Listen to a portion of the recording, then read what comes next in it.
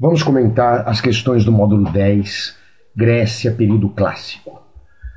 O primeiro exercício resolvido diz o seguinte: democracia e imperialismo foram duas faces da mesma moeda na Atenas do século V a.C. Vamos entender a frase em primeiro lugar. No século V você tem a democracia já estabelecida dentro da cidade de Atenas. E nesse mesmo período a gente tem a cidade de Atenas dando início ao seu projeto de dominar toda a Grécia, que seria justamente o imperialismo ateniense. Vamos lá então. Então a afirmativa é A, correta, já que a prosperidade proporcionada pelos recursos provenientes das regiões submetidas liberava aos cidadãos atenienses o tempo necessário a uma maior participação na vida política. Interessante porque realmente nós vamos ter uma relação entre a prática da democracia em Atenas e o imperialismo ateniense. Os recursos provenientes de regiões submetidas. O que quer dizer isso? Você vai ter várias cidades que vão pertencer à Liga de Delos, que era justamente liderada, comandada por Atenas. Os recursos da Liga de Delos, inclusive, permitiram aos atenienses reconstruir a cidade que tinha sido destruída pelos persas na Segunda Guerra Médica.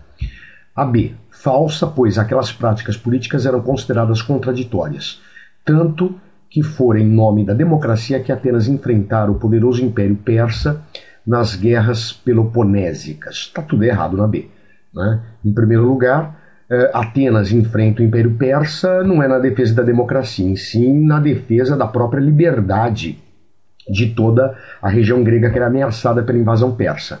E as guerras entre gregos e persas não são as guerras peloponésicas, são as guerras médicas. C, correta, pois o desejo de manter a Grécia unificada, a Grécia não era unificada como vocês sabem, a Grécia era dividida em cidades-estados, e de estender a democracia a todas as suas cidades, que levou os atenienses a se oporem ao imperialismo espartano. Não é verdade. O imperialismo espartano surgirá como resposta ao imperialismo ateniense. D, falsa, já que o orgulho por seu sistema político sempre fez com que Atenas fechada sobre si mesma, desprezando os contatos com outras cidades-estados. Não é verdade. Vocês sabem que Atenas era uma cidade comercial e, enquanto cidade comercial, mantinha um intenso contato com outras cidades-estados gregas. A E, correta, se aplicada exclusivamente ao período das guerras médicas, contra Esparta e sua liga aristocrática. Como eu acabei de dizer, as guerras médicas envolvem os gregos de um lado e os persas de outro. O confronto entre Atenas e Esparta se chama Guerra do Peloponeso. Muito bem, vamos para a segunda questão. A segunda questão diz: entre os séculos V e IV a.C., as cidades-estados da Grécia entraram num processo de guerra fratricidas.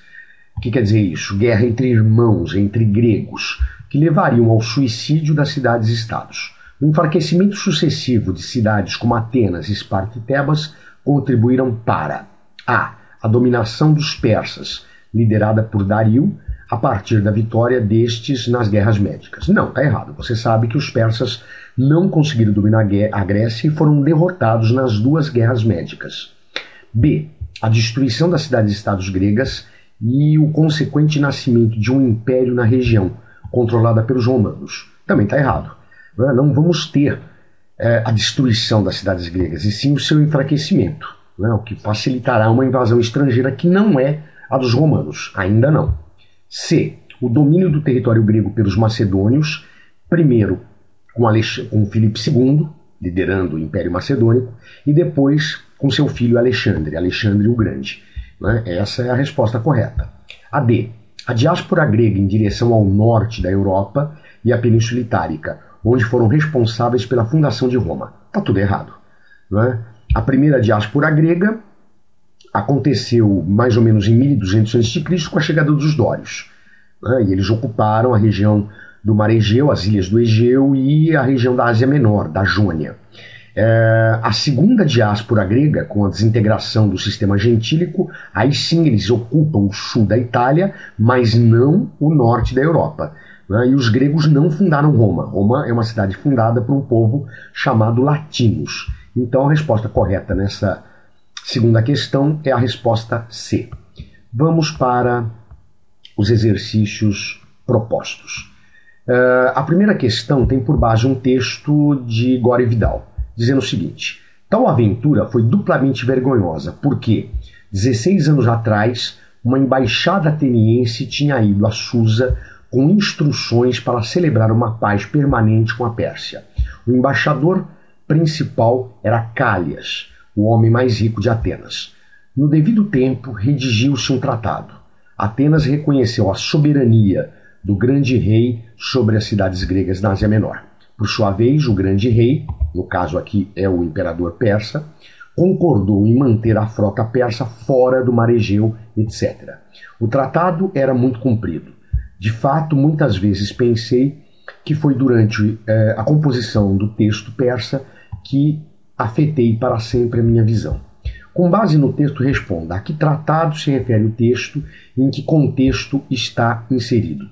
O tratado se chama Tratado de Susa, né? Isso é uma questão de decoreba, uma questão de memorização que não tem grande importância. Mas o contexto sim, né? Quer dizer, os gregos derrotaram os persas por 2 vezes e após o final da Segunda Guerra Médica, nós vamos ter os gregos assinando esse tratado pelo qual eles reconheciam a hegemonia, o domínio grego sobre o mar Egeu. Muito bem, o item B dessa segunda questão pergunta: quais as consequências desse tratado para persas e gregos? Bom, em primeiro lugar, os persas, com esse tratado, como eu já disse, reconhecem o domínio, a hegemonia grega sobre o mar Egeu. Né? E para os gregos, esse tratado representou o início da hegemonia ateniense dentro do território grego, ou seja, a cidade de Atenas, após liderar a resistência contra o perigo persa, se torna hegemônica, ou seja, ela passa a exercer uma enorme influência sobre outras cidades gregas, o que dará origem a um projeto imperialista dos atenienses, um projeto de dominar toda a Grécia. Ao mesmo tempo, o Império Persa dava os primeiros sinais da sua decadência. A partir daí, os persas sofrerão inúmeras invasões, primeiro da Macedônia, depois do Império Romano. Vamos para a segunda questão. Iniciado por Filipe II e concluído por Alexandre Magno, século IV a.C., o Império Macedônico provocou substanciais modificações sociais, econômicas e culturais no panorama das regiões por ele abrangidas. Cite e explique 2 consequências das conquistas macedônicas. Bom, a primeira coisa que a gente tem que lembrar é que a Macedônia vai ser fortemente influenciada pela cultura grega. O próprio Alexandre Magno foi educado por Aristóteles, portanto, educado segundo a cultura grega. O Alexandre difundiu, espalhou a cultura grega por todo o seu Império Oriental, dando origem a uma mistura de culturas orientais mais a cultura helênica, a cultura grega, dando origem àquilo que os historiadores denominam cultura helenística.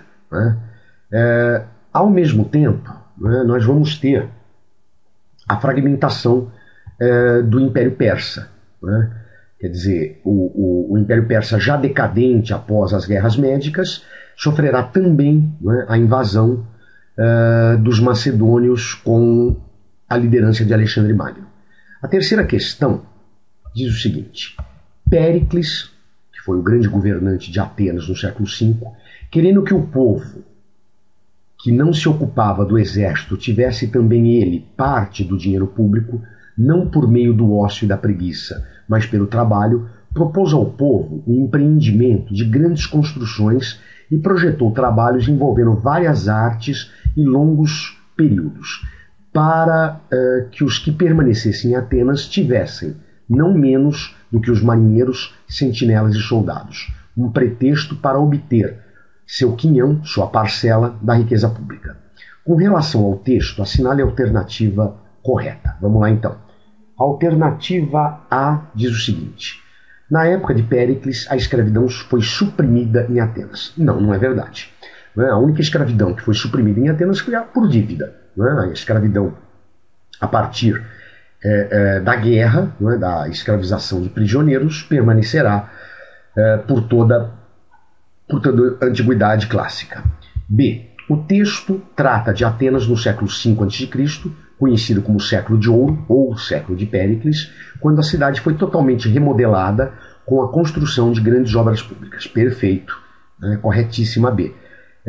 O Péricles vai reconstruir a cidade de Atenas após, né, a Segunda Guerra Médica, que acabou por destruir, né, a cidade. C. Péricles destruiu o partido aristocrático e, apoiando-se demagogicamente no povo, destruiu a democracia ateniense. Muito pelo contrário. Né, o século de Péricles é o período de apogeu da democracia em Atenas. D. O texto revela que em Atenas também se praticava a política do pão e circo. Não, não é verdade. A política do pão e circo vai ser uma prática da Roma Antiga.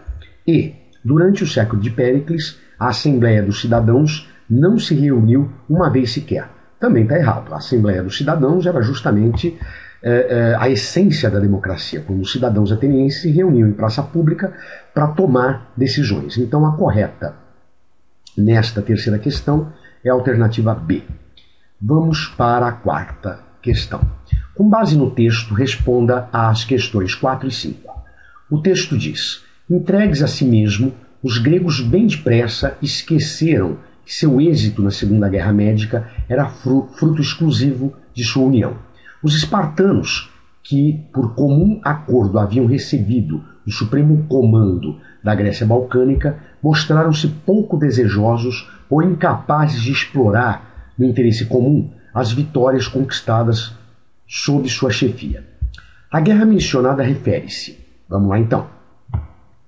O texto fala, né, da Segunda Guerra Médica.